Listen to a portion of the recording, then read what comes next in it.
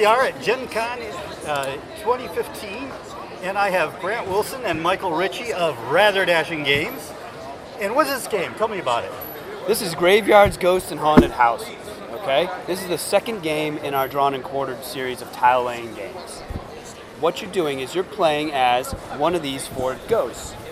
And they each have their own epitaph. We have the dead bride, of course. We have the kid that got hit by a bus, the old guy that fell down, and the hobo who drank his liver into a building. I think got hit by a train. Hit by a train. So you're simply taking turns laying down these tiles and drawing tiles and trying to build the highest scoring connected section of your faction. So let's say you're blue. You know, you may have, the game may look something like this so far, okay? Now you can see how the blue is connected, white is connected, green is doing all right, orange is doing horrible. Right. Now, if we were playing like this, at the end of the game, this blue ghost wouldn't matter at the end. It's just the highest scoring connected section. Right. You get a point for each ghost, okay? Now, there are different icons that show up on the tiles, okay? This one, if you play this tile, you can place a token onto the tiles, okay? And the tokens have different things. This one, because you're playing a ghost, these are the meddling kids, and they're very, very terrified. So if they are in your area, meddling kids. you get 3 more points. If a paranormal investigator, which may or may not be me, is in your place, you get -3 points. He has no beard. Can't be you. That one's really good looking, too. So. Oh, wow. It can't possibly be me. I was going to say must be. GoPro did not agree. Anyhow, you're saying?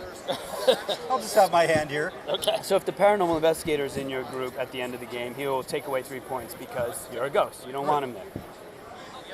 Now this one's interesting. This is a gravestone. I'm going to move these.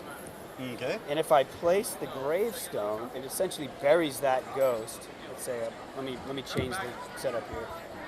Buries that ghost, and now these two are separate. Oh. Yeah. So it's a blocking action. Exactly.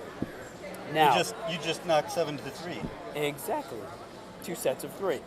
Now, once a tile has a token on it, it is locked. It cannot be moved or manipulated. Okay.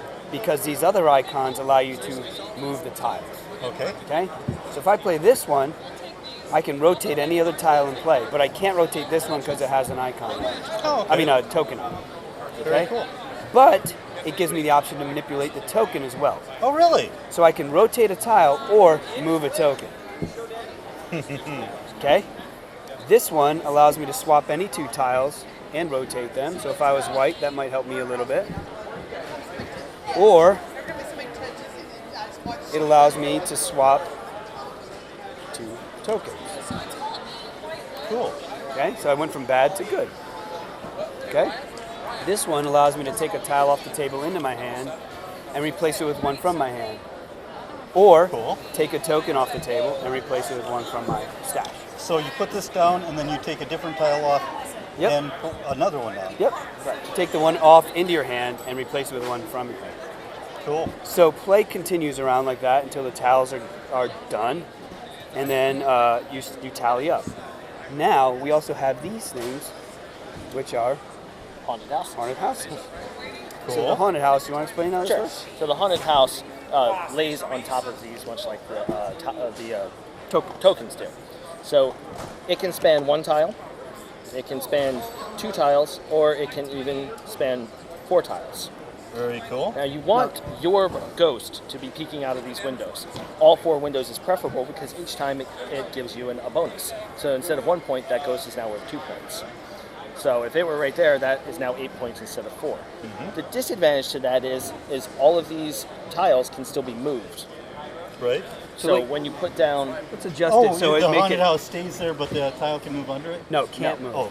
So by placing this down, I have locked down 4 tiles instead of 1, which can be very tactically sound. And the only one who can move that haunted house is the owner of that haunted house. So I can lock those tiles for as long as I want. But I could sacrifice my turn and move this if I wanted to. If it was strategically valuable to just have it in a different part of the board. Okay. So it's kind of very simple to learn, but tactically, it's very intense. Boo. Now it's all scary. We're still losing our light. No filming allowed. Exactly. Very cool. Yeah. So like all of our games, very easy to learn. less than 5 minutes to learn. In this case, less than 2, and less than an hour to play. Attention exhibitors, it is now 6:15. All attendees should be out of the exhibit hall.